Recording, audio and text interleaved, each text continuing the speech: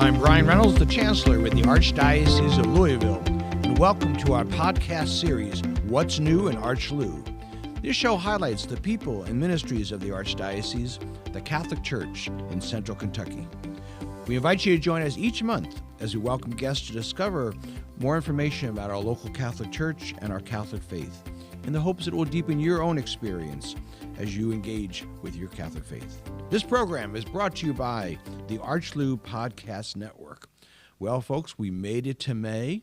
May is always a busy season in Kentucky. Those of you who are listening to us from beyond the country, so much goes on because it always starts with the first week of May, which means the Kentucky Derby. But we do more things in May than horse races. Obviously, across the country, lots of sacraments. It's First Communion time and wedding times and graduations. So all of that is part of what's going on in the church. But we are going to do something totally different than that today. We have two great guests who are going to discuss the missionary work of the church. And I'm pleased to welcome Father Charlie Dittmeier and Sister Susan Gatz. Welcome, both of you. Glad you're here. Thank you. Thank you. Now, I'll tell you a little bit about them, and they'll tell you, add some to this. Father Charlie is a priest of the Archdiocese, ordained in 1970. So just recently celebrated another Jubilee year of 55 years, I guess. Would that be that right? Yeah. Yes. He returned home after lots of work with the missionaries. He returned home in 2025, having served in Hong Kong and Cambodia since 1987. His local assignments before that was working with the Catholic deaf community here in Louisville and at Angela Merisi High School. He also spent 2 years working with the deaf in India. Father Charlie is a graduate of St. Columba School here in Louisville.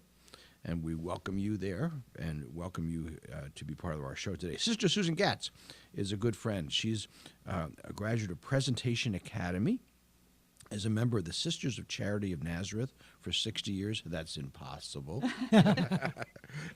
She has served in leadership with her community as provincial, vice president, and president. She was the founding director of the SCN Office for Mission Advancement and has been a member of the Archdiocesan Prison Ministry team since 2008. Okay, besides that, formal introductions, let's have you tell a little bit more about yourself. Father Charlie, get us started. Tell us a little bit about you. Well, as you mentioned, I've been the last 40 years in Asia working with deaf people. I've just returned 5 months ago, and I'm sort of getting reacclimated to what you Americans do here. Yeah, that's right. That's right. The last Mass I had in Cambodia, one woman came up afterwards and said, "Are you going home or are you leaving home?" And I said, "Well, it's both. And I'm coming home, but it's not the home I left. Yeah. Louisville has changed. The church has changed. The world has changed. So I'm just back now and going to every meeting I can to see what's happening, who's doing it, and where I can fit into things." Well, I notice you everywhere we turn. You're being part of many things going on in the diocese. We're glad to have you back here. We call it home for you. Thank you. But because we always used to brag about Charlie, who's doing our missionary work for our diocese in Asia. So thank you for your long service there. And a little tidbit about Charlie. He rode his bicycle here today. It was about a 40-minute bike ride because that's how he gets around this community. He did that in Cambodia, I guess, is how you got around. So yes. Practice it in Louisville. There's roads in Louisville are not exactly like Cambodia. So it's a... Thank goodness. Okay. Sister Susan, tell us a little bit more about you. Well, I grew up in Holy Family Parish, and your office may be like where my first grade class was. Who knows, because you all are now there at Holy Family where the old school was. As you said, I went to Presentation Academy, and I knew the Sisters of Charity of Nazareth from the time I was 6 years old. So when I was little, they fascinated me. When I got a little older, I admired them, and eventually they inspired me to join the community. And so my first mission actually was back at Presentation Academy. I was there for 5 years. Then after that, my ministries took me to places where it put me in multicultural situations. I worked in a Mexican-American parish down in Texas, a parish in Florida where we had both Hispanic and Haitian migrants, and I worked in rural Mississippi. Then I was in leadership in the congregation for a number of years, and because I was in leadership, I was able to then visit all of the countries where our sisters are and be able to see what the work they were doing. So I feel really blessed to have had that kind of experience where it took me out into the broader world, the broader church, to see the beauty and the interculturality of the church and the complexity of the church. Both of you have been to many, many countries and continents, I guess, really, and it'll be great to hear some more about that. But I want to start, before we get into your personal stories of that information, tell us, I'd like to know, why does the church have a missionary goal? I mean, it sounds like a strange question and may be obvious to some people, but when I grew up, missionaries were what we heard about, were people somewhere off in far-off places taking care of small children who needed food or clothes. And so that's an old imagery from 70 years ago. But I remember that growing up, thinking about missionary that way. But the missionary work of the church is not just that. That's some of it, I guess. But tell us, what is the goal of the missionary work of the church? Maybe either one of you could just, so big picture first. Charlie, can you?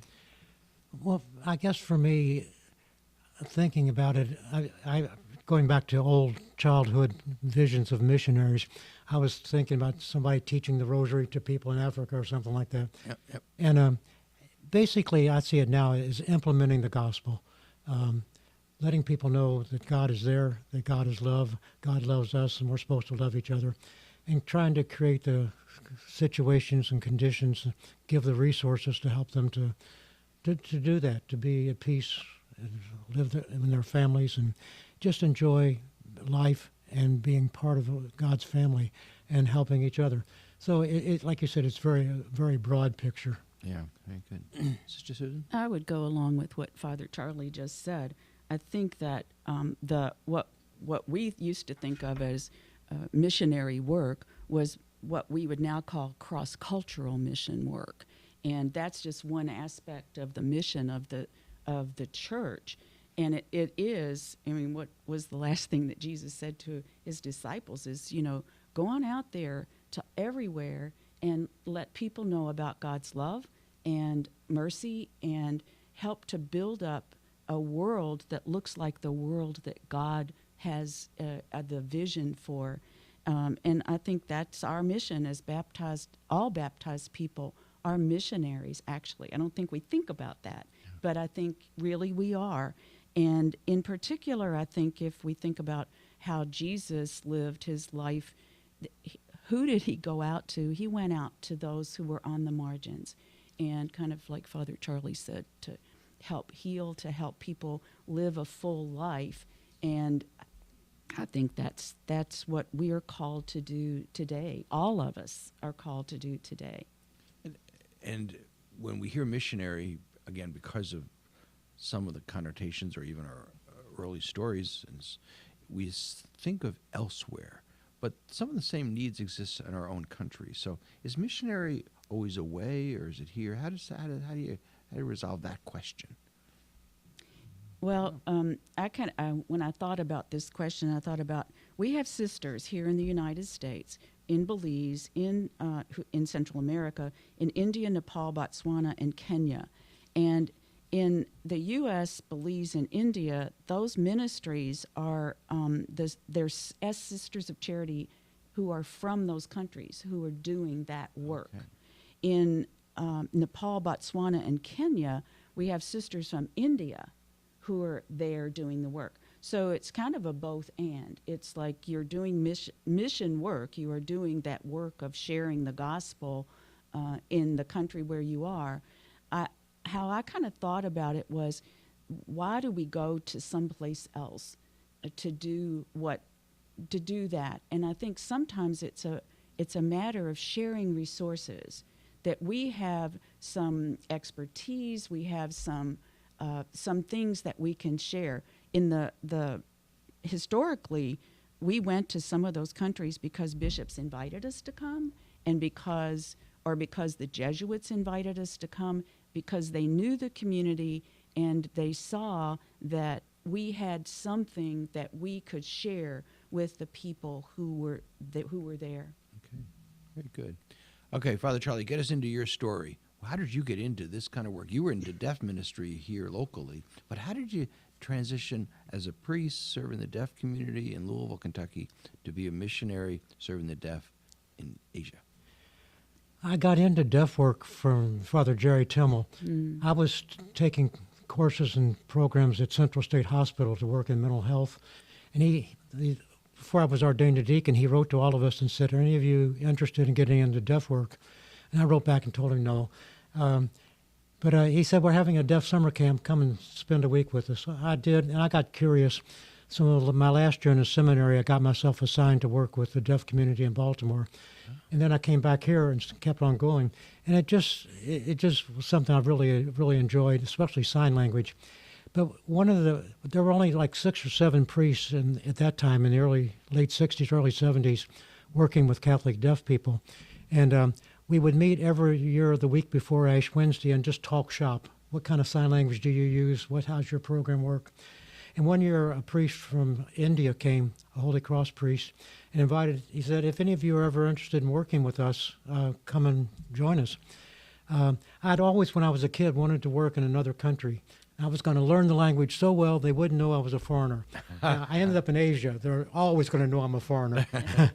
But I ended up going to spent 2 years in the deaf school in Bangalore, India, fell in love with Asia, came back, and Archbishop Kelly, met with him and said, "I'd like to go back longer term." And I met Reynolds in Asia. Could I join with them? He said, "Oh, we could do that."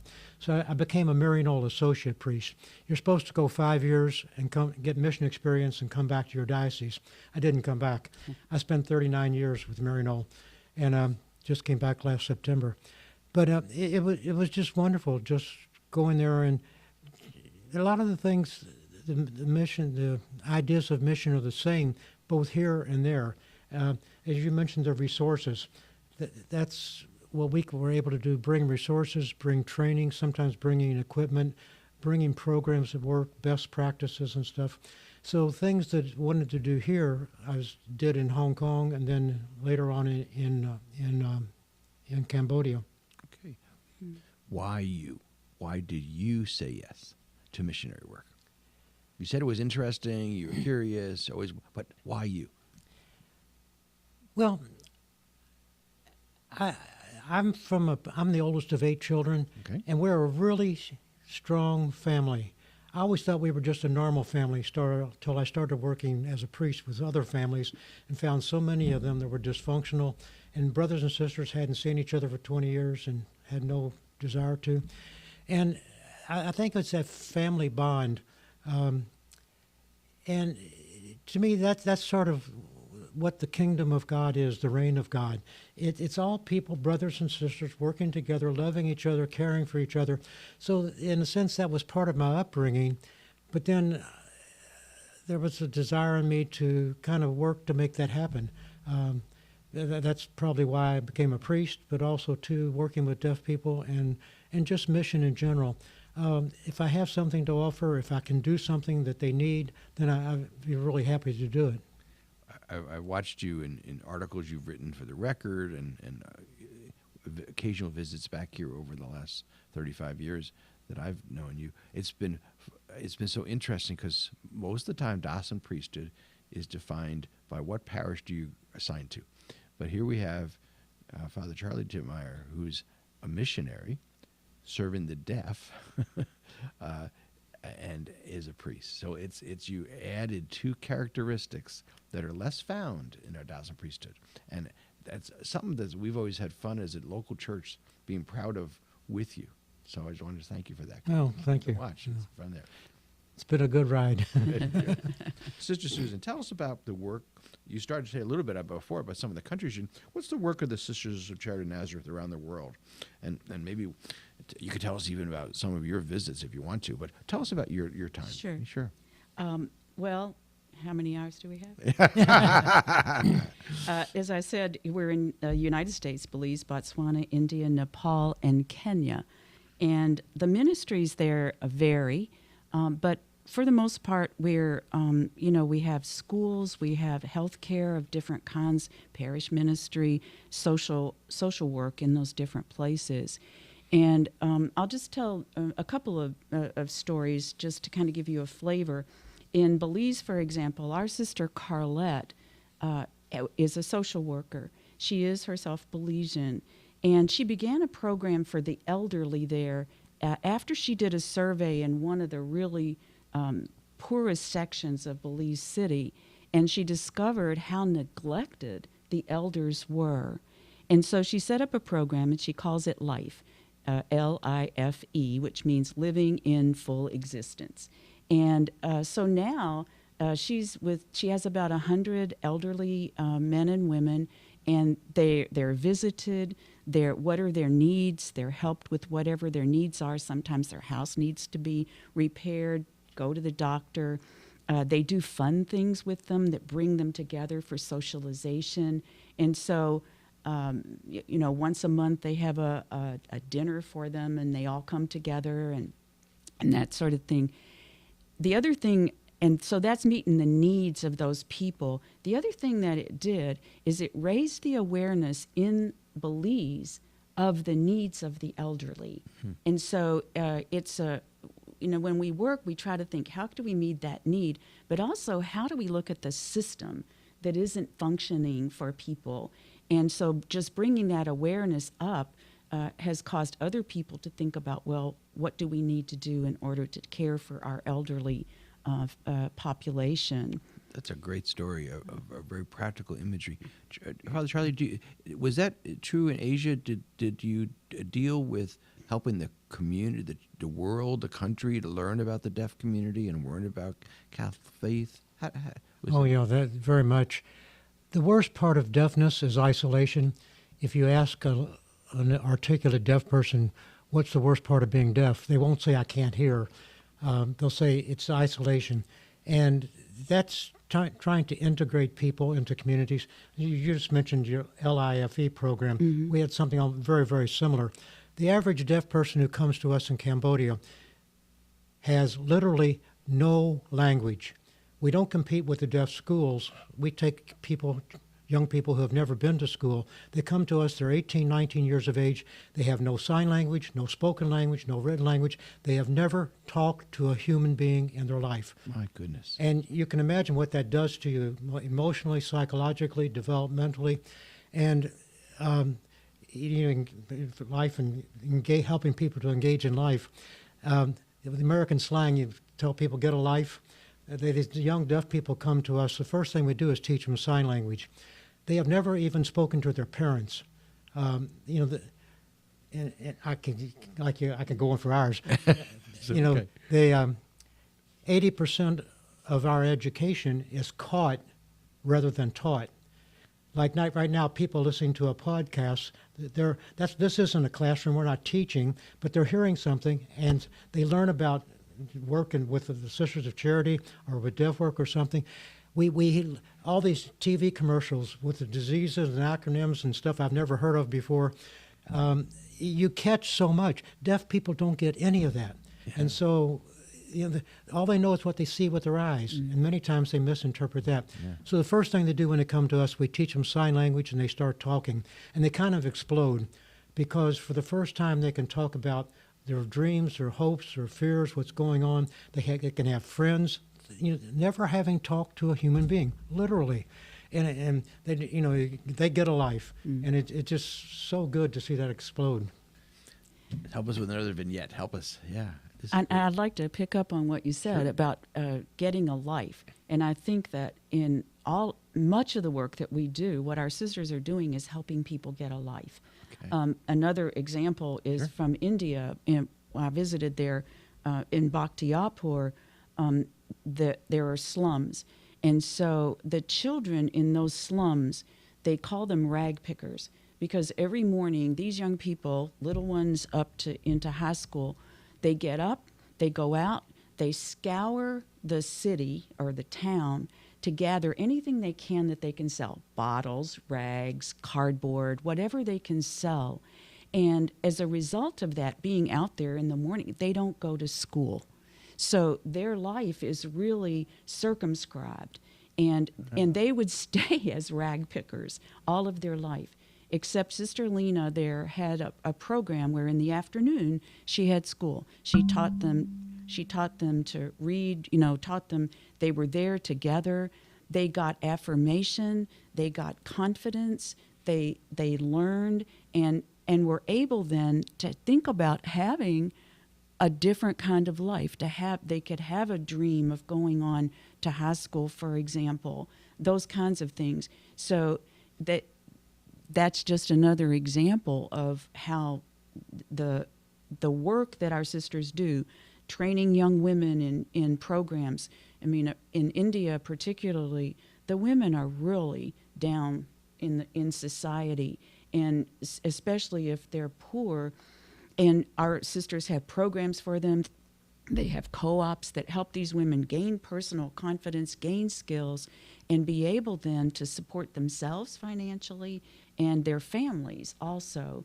So that's the kind of work that our sisters are doing around the world, actually. Sister Susan, the community, and I don't want to stereotype it, but the Sisters of Charity Nazareth, at least locally, are known for education and health care. Mm-hmm. And I know that social work and other things have gone on. I know there's other things. How does missionary work fit in 2026? Now, how does the missionary work of the church fit into the Mother Catherine's original vision and the work in education? And there's another wide open question here. How does this work? How does this fit into what the work of the sisters today? Well, we kind of have a saying: if Mother Catherine were here, she would go. And I think that's very true. Good. Every time we've made a move into another country, and we've been invited into these places, we've done serious discernment about should we do it, should we not.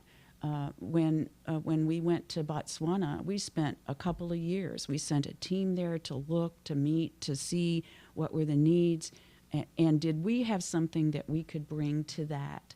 And I think that's exactly what Mother Catherine did. They were invited to go places, or they saw needs that were not being met, and they went because they felt called to that. And that's what I see our community doing. It's like we feel called to go to some place and to share what we have. Okay, very good. Charlie, how do the people who you were serving in that part of the world react to American missionaries? Surprisingly well, from an American point of view. Okay. We bombed the heck out of them in the Vietnam War. We weren't at war with Cambodia. We dropped more ordnance on Cambodia than we did on Japan in World War II. We weren't at war with Cambodia. And you can still, flying over Cambodia, you see the bomb, they call them the bomb ponds, the B-52, just series of bomb ponds. But they loved what we did. A lot of it's a very young population. A lot of the older ones were killed in the war. Yeah. And then the Khmer Rouge came and killed, they lost one quarter of their population in the late 70s. So, but now coming in and bringing skills, resources, equipment, programs, they like that. The government likes it too. If you're bringing in money and stuff like that, the government's all for you. They certainly give us a lot of hassle for other things. But basically, we're well received. The church has a much larger footprint than its numbers would justify. Cambodia has 16 million people. There are 5,000 Cambodian Catholics. Oh, my goodness. We have parishes that have 5,000 people in one parish. That's the whole country. There are 5,000 Cambodian Catholics, 15,000 Vietnamese Catholics came in because of the war. And then I was pastor of the English-speaking parish. We were the largest parish in the country with 800 people. So it's just really, really different. Yeah. And before you were in Cambodia, you were... I was 13 years in Hong Kong. And that was very different, I would think. Oh, Hong Kong is first world. I mean, everything that the United States has, Hong Kong has, and it's probably better organized. Yeah, very good. Evangelization. A lot of this, if you were asked this question from the view of the church's theology, missionary work is an evangelization activity. Because it's bringing the good news, which is the ultimate goal of evangelization, meeting Jesus Christ. Where does talking about God, Jesus, faith, religion fit into you're helping these women in life gain human skills, helping deaf to communicate for the first time? Where's Jesus in this? Either one, you want to pick that one up? I think the idea of missionary work has shifted a little bit, perhaps. And I think that in mission work, you are going to be the presence of Christ there. And how you are and what you're doing is bringing that presence of Christ. In India, actually, it's against the law for them to proselytize or to convert. Wow.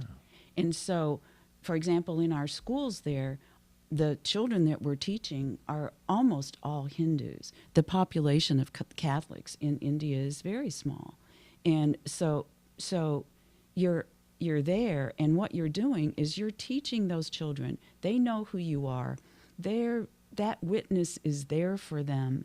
And what you're doing is building up the reign of God, because you're teaching those children values, and whether it's explicit or not, they're going out of that school not only with what they need to do to live their lives, but they're also going out with values of thinking about caring for each other, caring for the earth, knowing that there are those who are on the margins and the poor and that sort of thing that they might not have gotten, well, they wouldn't have gotten if they had gone to a government school, for example. So you're building up that reign of God in India. That's in India. Every country is different. Yeah. But that's and the famous line often used by Catholic Charities around here and elsewhere around the world is that we're doing this not because they're Catholic, but because we're Catholic. and that's good. Same with you, Father Charlie? Would that be the same kind of imagery? Oh, very much. You mentioned presence, and for deaf people, everything is visual, and they see what's going on, what we're doing. One of the guiding principles for me, in Matthew's Gospel, you have two different visions of evangelization, or two interpretations. Matthew 25 is the sheep and the goats. Do this for others as you would do it for me. Matthew 28, Jesus tells his disciples at the Ascension, go out, make disciples of all nations and baptize them. I don't see our goal as baptizing everybody. I do see our goal as feeding people, clothing them, helping them marginalized. So it very, very much, just that general picture. I didn't baptize one deaf person in Cambodia in 25 years. Wow. This is so many more questions listening to these stories. Can I ask a little more personal, because we only have a few minutes here? How has the mission work that you both experience among your communities, the people you serve, the other sisters, the Maryknoll fathers and brothers and lay missionaries, how has it affected you personally? Because you've also had other things you've done in your life. What's happened to you because you've had these awarenesses? Can I ask that? Sure. Go ahead. I think for me, what it has done is it's opened my heart and my mind, but it's opened my heart to a world that's out there. I think if you don't go to another place, even if it's just going down into the West End, which may be different from what you know, you think the world is like what you live. You think it's like the United States, and it isn't. And I think that it has opened that out for me. It's created a compassion in me. It's also kind of a softness of heart about people and needs.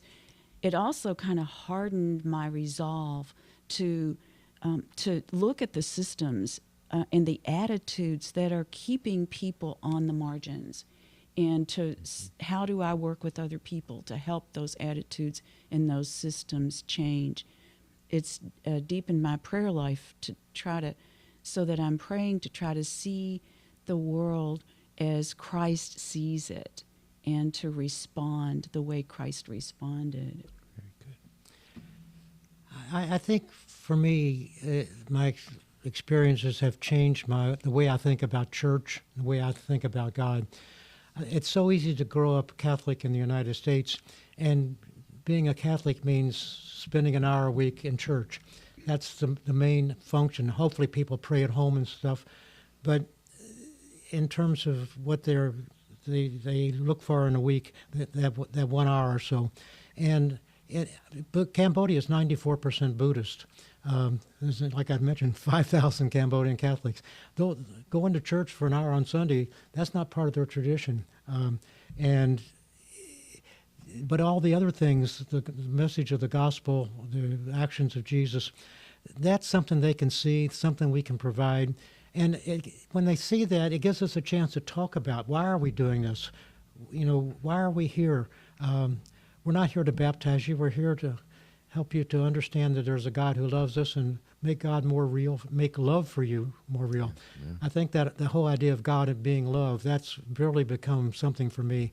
I've always had, the older I get, the more questions I have about God, faith and everything. Yes. But the basics, God is love, love is God. And so deaf people or anybody starts seeing love, and I say, well, that's what God is, So it's been my vision has changed. It's become much broader. You see how our shows, there's so much we could talk about, or our time's just about up here. So I got one last question for you. If you could give a simple message to the Catholic community, let's say our listeners, not just here in Louisville, but beyond, what do you hope the Catholic people of the world understand about missionary work? I'll start with Pope Francis. He said, everyone is a missionary disciple. I mean, that's everyone. Both those words, a disciple and a missionary. Yep. And I would encourage all Catholics all Christians to find what can be your mission. And it's more than just going to Mass on Sunday. Find something in your life that you devote yourself to, that you commit yourself to. The simple things, like I've been working with Room in the Inn since I've come back here, the program for the homeless. Last night I went to a meeting of Clout. I would love for every Catholic to, through their parish or through individual action, to be part of programs like that. Find something that you can do more than just Mass on Sunday. Great. I would follow up with what Father Charlie said, and I think it begins by realizing and paying attention to the fact that God loves you, and really letting that sink into your heart. And once you do that, I think that then you realize God loves everybody else too. And so how then do you spread that love? How do you share that love? And I think, like you said, to look around, where is something that you have a passion about? Where is something that catches your interest? And then you kind of put yourself into that, and there you find a way to continue to spread that love wherever you are and however you are. There are so many needs in the world, so many ways that you can love. And I don't think we think of ourselves as missionaries, but that truly is the life of the church. It truly is what we're called to do. Well, this local church, the Archdiocese of Louisville, is proud of our daughter and our son, two people who have served so well around the world and in your faith life, in your religious life. And we thank you for being a witness to us. I thank you for being on our show this month and for being part of this local church and what's new in ArchLou. Thank you very much. And thank you, our listeners, for joining us. Join us again next month for another edition of What's New in ArchLou.